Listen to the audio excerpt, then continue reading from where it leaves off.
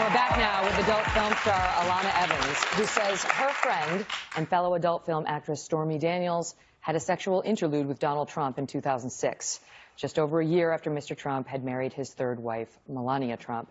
Alana, thank you again for being here. So you did not go to the hotel room. The next morning, you had a phone conversation with Stormy. You called her? Yes, I called because I disappeared on her the night before, and I felt bad, of course. So I called and apologized for disappearing, because it wasn't like I told him I wasn't coming. I literally just turned off my phone and asked how it went. And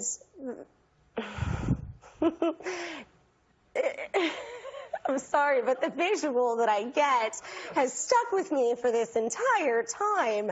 I'm glad that you guys all have to deal with it too, but having her tell me the next day when I asked how did it go, and she says, well, picture this, Donald Trump chasing me around the bedroom in his tighty Whities, isn't something that you ever forget.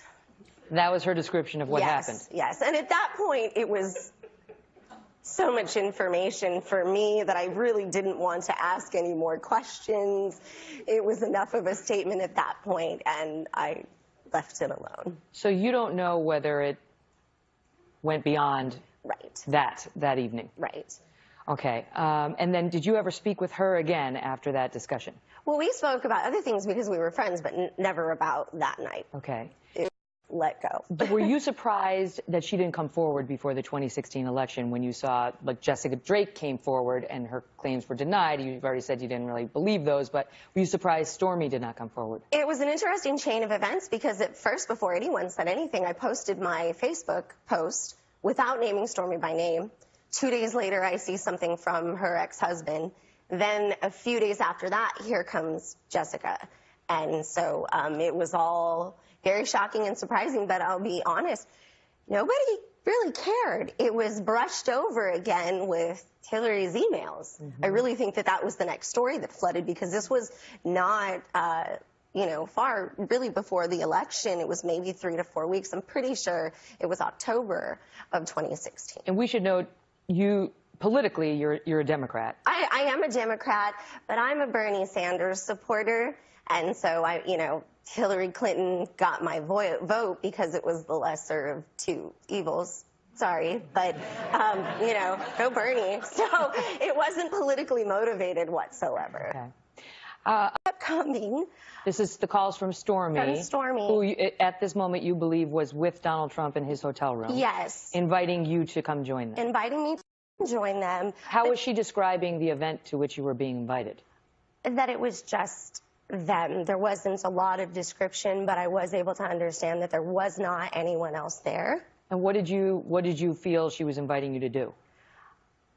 Well, when she started calling me again and then Donald was on the phone and I can hear him. Let's get to that. So then she calls you back. She calls me back, and I'm stalling because I'm trying not to go. I can't get rid of the girl that I'm with. She's great, but she's had a little too much to drink. And so I'm trying to kind of avoid the situation. And so as Stormy is continuing to call and now Donald's on the phone, it made it a totally different situation.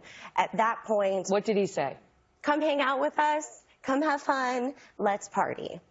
And so... Did he know that you were an adult film star? Yeah, I believe so. I believe so. I'm sure they had conversation because I was being invited, and he knew that I was being invited because he invited me himself. What hour of the day was this about?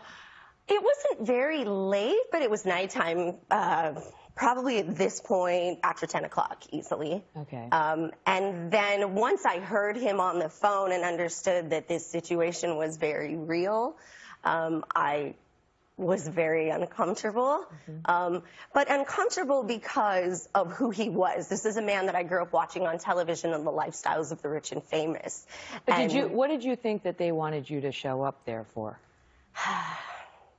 I can have, my thoughts and my ideas. If you're inviting me to a hotel room to hang out with another man and a girlfriend of mine, it's very easy for you to, believe that there's going to be more going on than just, playing cards or Scrabble. And so the fear set in.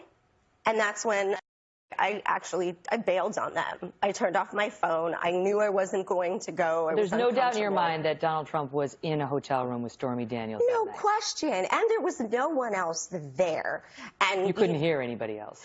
No, I couldn't hear anybody else. It wasn't a party. It was just the two of them. That was more obvious. You know, it's been 12 years, so it's a little more difficult for me to exactly say other than the words. They were very clear to me the next day.